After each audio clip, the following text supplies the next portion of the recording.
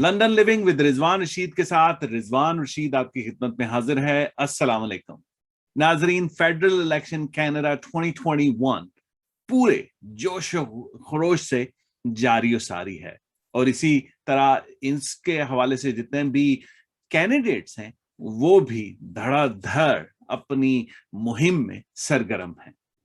इसी मुहिम में हम भी उनके साथ शामिल होते हैं, उनसे पूछते हैं उनकी मसरूफियात, उनके नजरियात, ख्यालात डिफरेंट टॉपिक के हवाले से। और जैसा आपको मैंने पहले भी कई दफा जिक्र किया कि मेरा ये प्रोग्राम कतई सियासी नहीं है, लेकिन क्योंकि सियासत का बाजार गर्म है और आप भी चाहते हैं इन लोगों से पूछें कि ये सिर्फ सियासी बातें करते हैं कि वाकई कोई अमली इक़दाम भी करते हैं, तो ये लोगों से हम बातें उनके सामने रखते हैं। तीन मेन सवाल मैं उनके सामने रखता हूं। सबसे पहला जो हमारा सवाल होता है वो है हाउसिंग अफोर्डेबिलिटी, जो कि ज़बान ज़द-ए-आम है।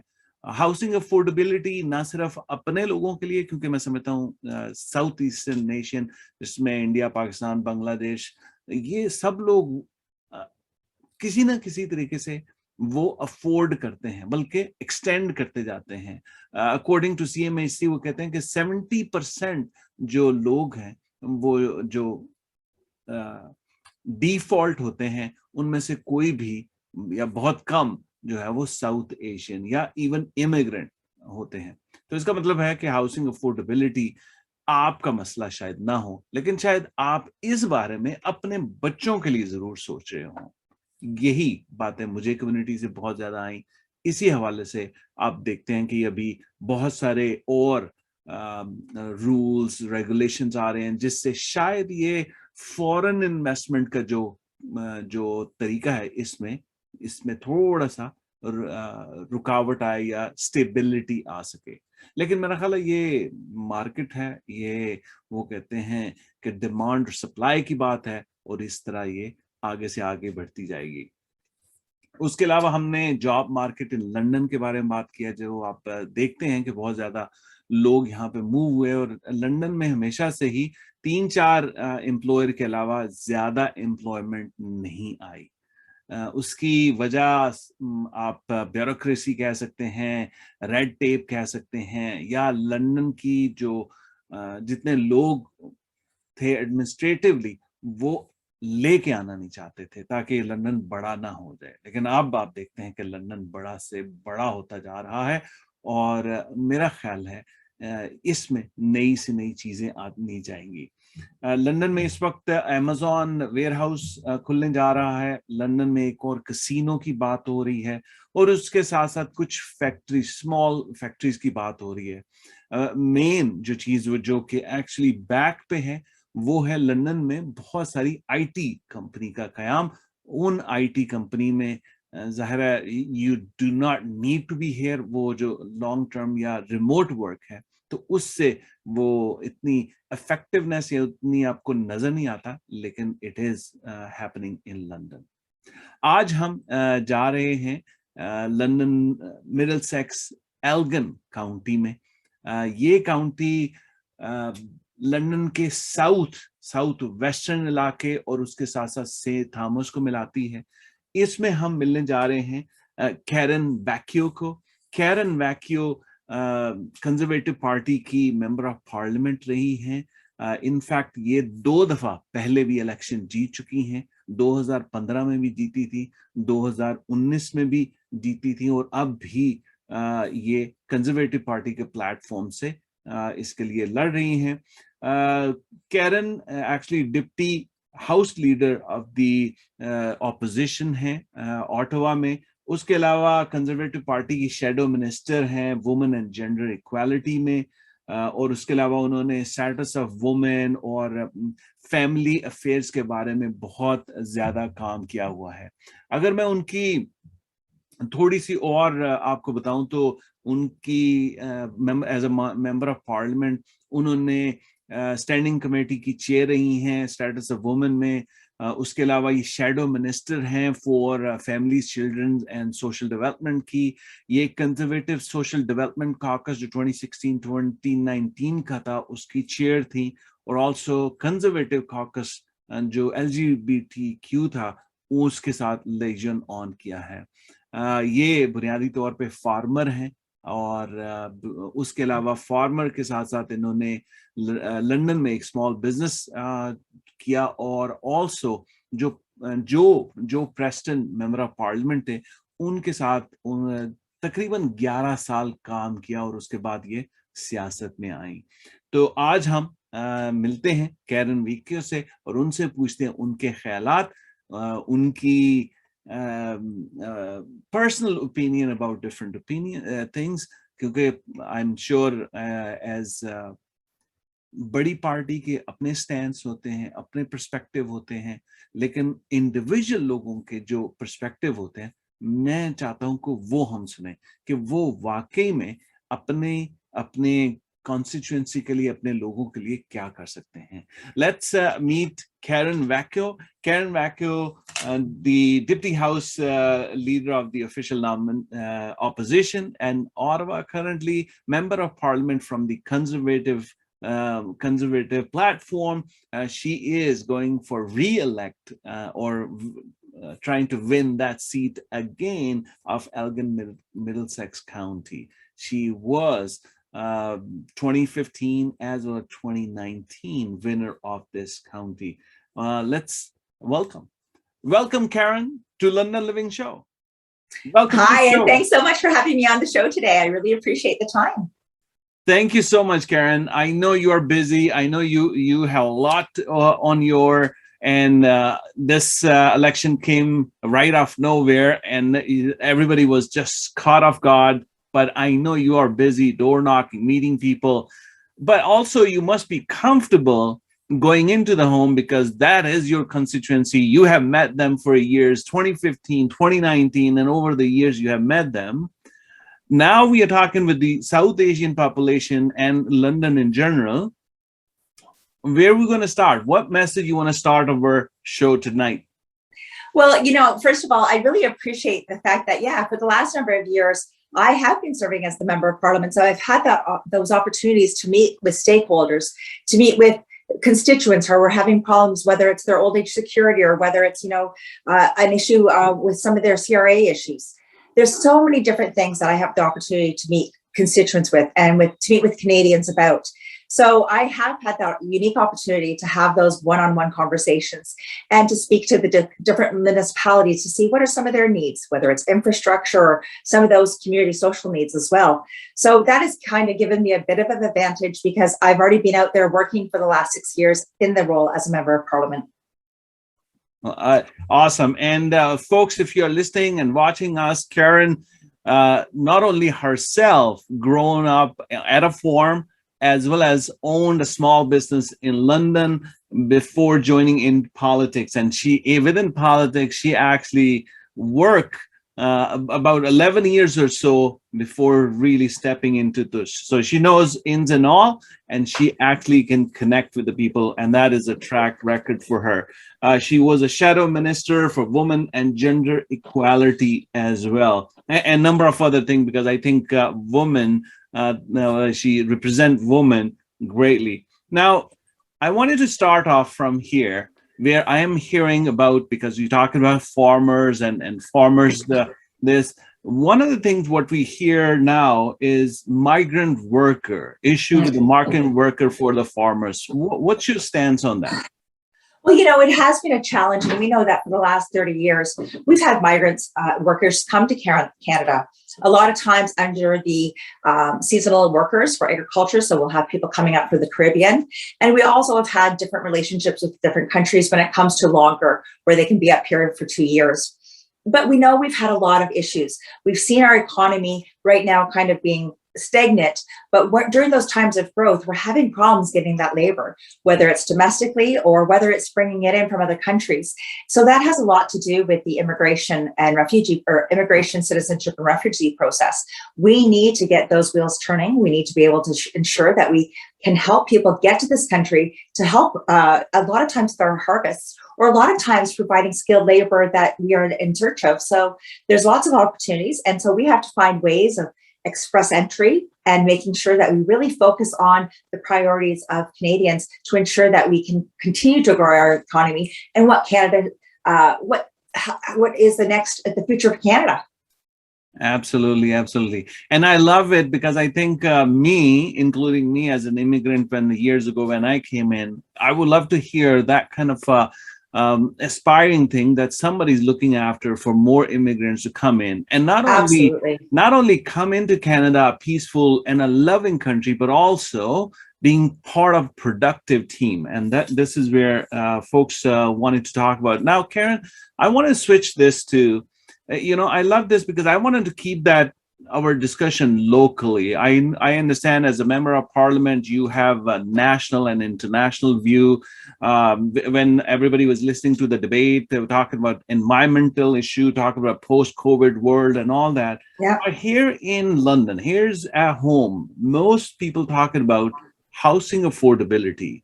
Not only at the homeowners, but also as a homeowners, we are thinking how our kids is going to be able to afford it. There must be a conservative party stance on it themselves, but what do you think from your perspective? Well, absolutely. You've hit the nail on the head. I think as a parent, I have 5 of my own children, and I'm concerned about how they're going forward. I think of my son who's 27 years old and they've started a family. What is that next step to try to purchase your own home? And there is such a barrier for home ownership. That's one of the issues. And when you have barriers at one level, it's creating barriers through the entire continuum. We have seen pricing and affordability skyrocket. And, we've seen this, COVID actually really had an impact, I think, a lot of times because people that were living in downtown Toronto and recognized that they didn't have to drive into Toronto, that they could actually work from home. They wanted the beauty of Southwestern Ontario. And I think we've seen a lot of increase in the number of people that have come here to recognize what we have in our communities and want to be part of it. So we as a government would indicate that we're going to put 15% of the current real estate already owned by the federal government forward to ensure that that will help with housing. We are going to go on goal and working with all our provincial partners and stakeholders, working to build 1 million homes in the next 3 years. And we have to also look at the foreign investors side. We have heard a lot about this, and I remember bringing this forward.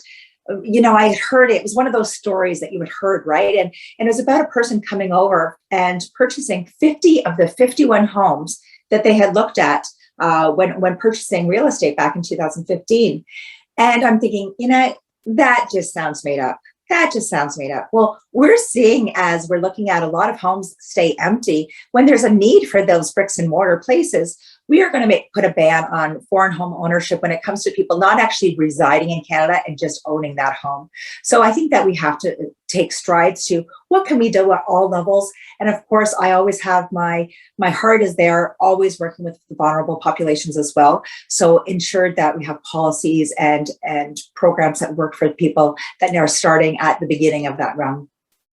Absolutely. So, I love this part where you talk about home, 15% and 1 million home overall in Canada as a mandate from the party. But here's also kind of a housing affordability connect with also homelessness here in London that has been increasing year over year. As a member of parliament, how you can raise voice for specific within your constituency that this homelessness can be curbed a little bit? Oh, well, we have to look at homelessness and it is such a complex issue because with homelessness, you're not dealing just with one type of person. You're dealing with very vulnerable people. Sometimes it's addictions, sometimes it's mental health, sometimes it's poverty where they just don't have the money to pay for those necessities and essential needs. So we need to have a pragmatic approach to this on how we can make changes. And so there's lots of things that we need to do when it comes to that, but meeting people where they're at. And some of the things that we've talked about is the mental health dollars that we'll be ensuring are there to help with our provincial and territorial partners working in the communities. We've talked about 1,000 rehabilitation beds that we'll be putting forward, as well as working to create 50 centers that will help with addictions. Absolutely. So, this is not a question, but a comment. Always Conservative Party is kind of regarded as low budget, keep the budget in control, so we don't go over in debt, as well as in this. in comparison to other parties. So do you think that million homes and spending more towards mental capacity or this is in within the Conservative Party? We have said that we will balance the budget in the next 10 years. We recognize that we're coming out of a crisis right now, that there are so many things happening. We have to work with the environment. We have to work with Indigenous people. There are so many priorities going on right now, and homelessness and building homes is one of those. So we need to make sure that we're spending our money wisely. It's not about spending enormous amounts on programs. It's about making sure that we take measured approaches to find a way for solutions. And that is something that always makes me a conservative. When it comes to spending money, it's a proper it needs to be proper investments into programs that help and make differences. And, you have to look at that person that might be, if we're looking at the rehabilitation side, that person that has provided hope, knowing that there is an opportunity in the future. And that is what we need to make our communities, opportunities for those in the future, for even those people that are currently suffering. What can we do to move them forward as well with us? All move together. Absolutely. So, folks, if you are listening, this is a critical point to understand. It is not about having a big talk or lip service. It is about creating programs, creating those things that will effectively change or improve the situations for the people or folks affected in that circumstances. So I'm looking for this measured approaches in order to a little bit curb the homelessness, whether it's a mental health issue, whether it's affordability, or whether it's availability as well. I think one of them in housing, I think upcoming, what I'm hearing about the changes which might help with the, you already mentioned from the people who are non-resident, who won't be able to own the home for first 2 years, as well as that open bidding program that will open up, help people to curb that way, because that was kind of going insane. That also will help them too. But do you think that also with other parties about job market too? Because after post-COVID, London and overall Canada, job market has been affected, and how to create new jobs? Oh, absolutely. And something, it's a time that we really must right now reflect on what Canadians are going through. If we look at PSWs, I think that was something that we really saw. Canadians saw it across the country, and it was the lack of PSWs at the beginning of COVID, where we recognized right there we have women and men that are going from one home to another to make up full time. So what can we do to help those people securing a full-time job? We have to look at best practices. And I think we've really figured out during that time a best practices to kind of think about those models of securing safety. So those are things that we can do. The City of London, I think of Mayor Ed Holder just a few years ago, when he put forward putting Londoners back to work with these London jobs programs that he talked about. We need to ensure that we have skilled labor that can fit those jobs. We know that in our area, there's approximately 5,000 jobs right now that are going unfilled. Some of those are low-paying jobs. Some of those are now getting people back to work or are part-time. And a lot of people were waiting to get their children back to school, especially if they're a one-income family and they had to worry about childcare. There's all of those different things that are working against people and working for people. But, it's really about working together, and what are solutions that we can move together when it comes for jobs. And one thing that I'm really proud of is when we talk about looking at those people that have come to this country, taking the skills that they have had, the skills that they have been educated in, and recognizing those credentials. And, we talked about that many, many years ago. And for the last number of years, they haven't talked about recognizing the credentials. To me, when a person comes here and after being trained at a school that is many times equivalent to the Canadian schools, there should be a simple test. There should be something that we need to do there. I recognize that many of these things that we talk about are at the provincial level when it comes to, securing those licensing and securing being recognized. But how do we break that barrier down? That story of the cab driver who has a PhD, or that cab driver who is an engineer or a doctor. And what I've seen is everybody works for that next generation. And I think of Ed, who his brother, it's great because his brother Ed lives here in St. Thomas, or Ed's brother lives here between St. Thomas and London. And I think of him, and he talks about his own children, and I look at their successes, and I see so many people coming here to Canada working their butts off so that the next generation can do well. Well, I think this generation should do well as well. So by putting these prior learning assessments forward, this is something we can help new Canadians with.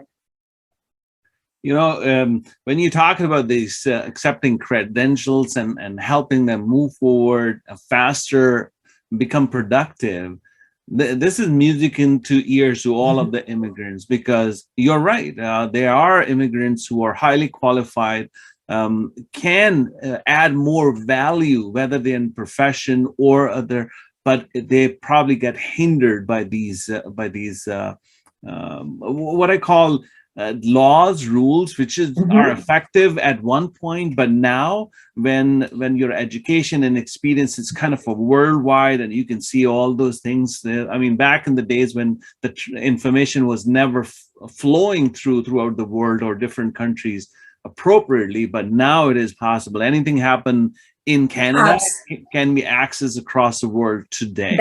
That's 100% true. And I fully agree with that. We have become we're a country that is made up of immigrants, people that have come here for many years, bringing their skills.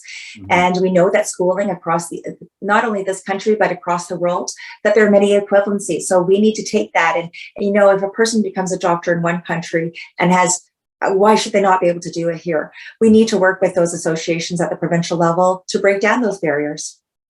Wonderful. Now, Karen, this was a bigger avenue or bigger stance on it. But if I bring this home, categorized at home, London has been seen not much like jobs in terms of production, whether it was auto industry at one point, but lately we have not seen much of it.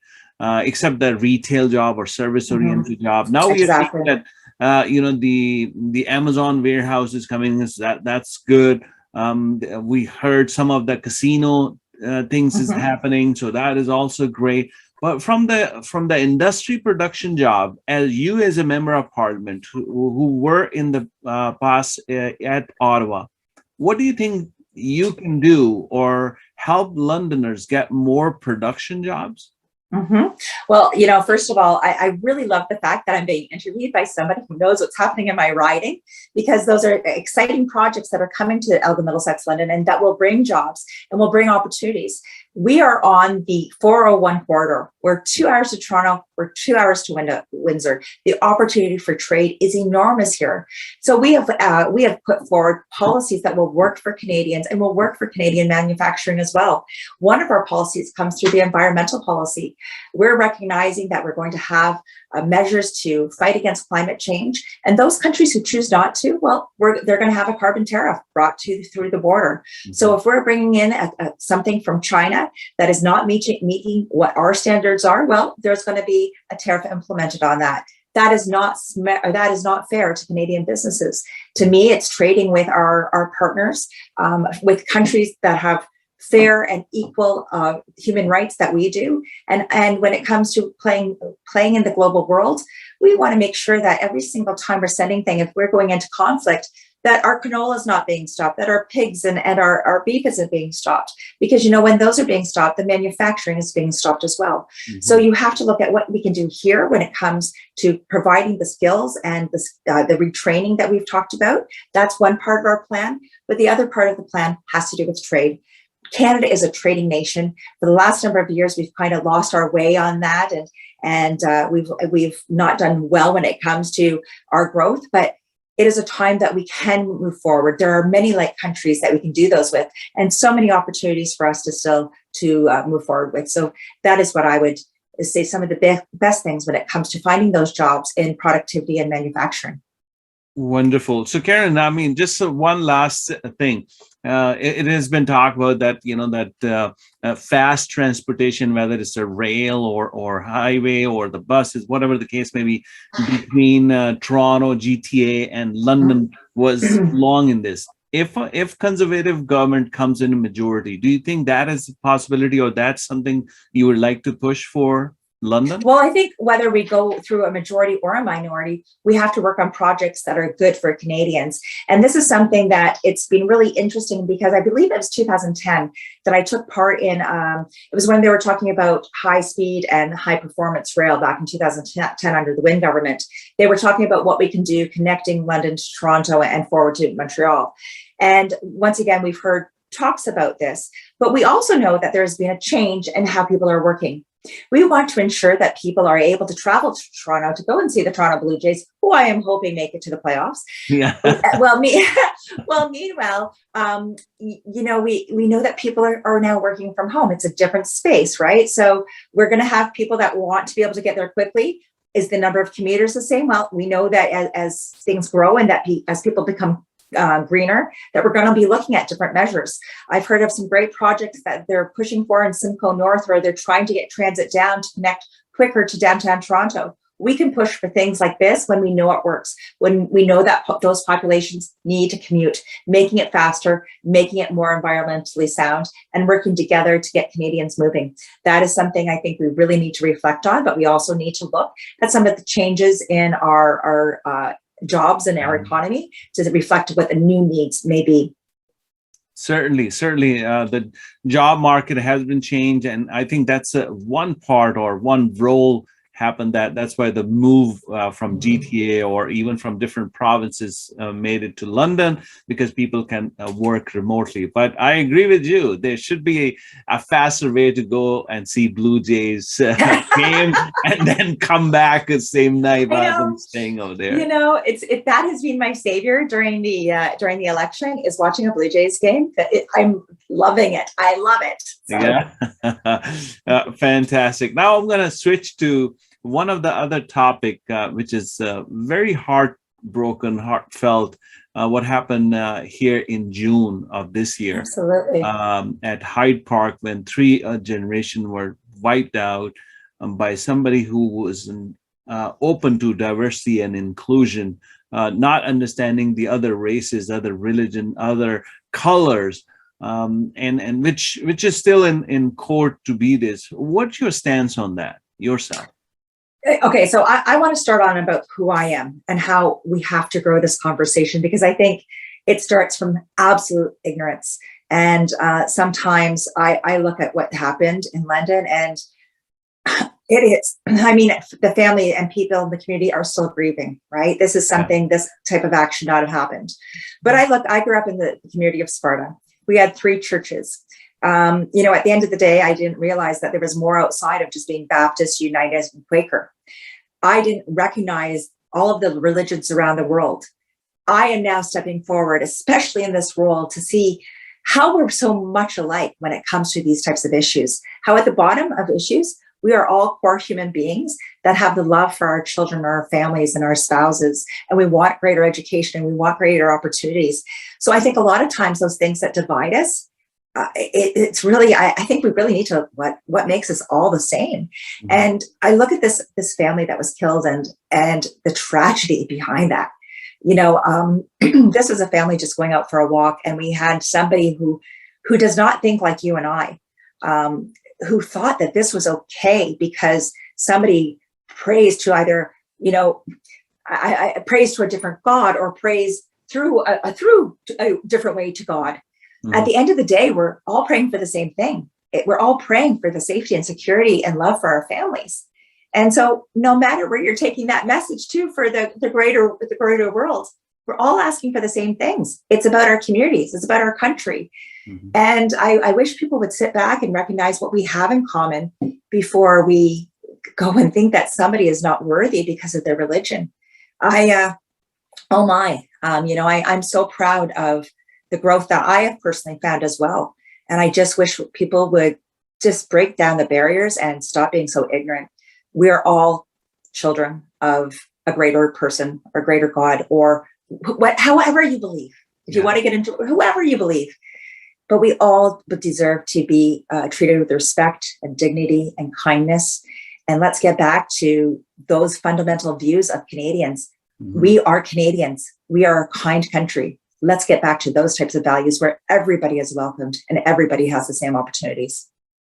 I'm into that, because I think that is the fundamental thing. And I must say that being a Muslim, being immigrant, and being friend of Afzal's family, it felt like, somebody really challenged my in myself, my beliefs, my faith, my traditions, my everything. While I believe and I taken Canada as my home country, as my country and my kids' country.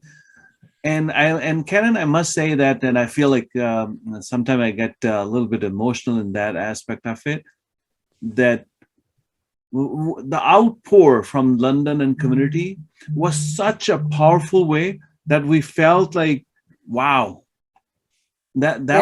that was so amazing, that gave us more courage to move forward.